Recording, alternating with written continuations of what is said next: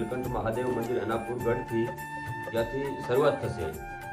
અનાપુરગઢ, તાલીગઢ, જનાલી, નાના મેળા, રવિયા કોટડા અને શેરા જાય અને પૂર્ણાહુતિ થશે।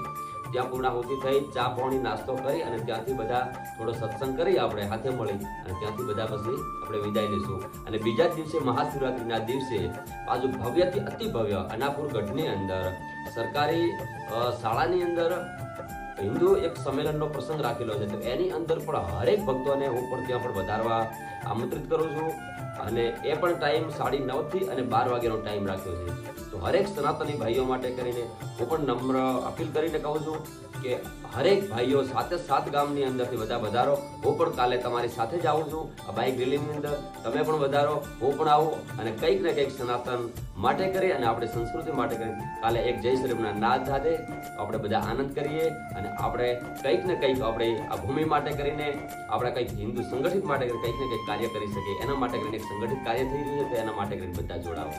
સીતારામ સીતારામ, જય ગૌ માતા, જય ગોપાલ।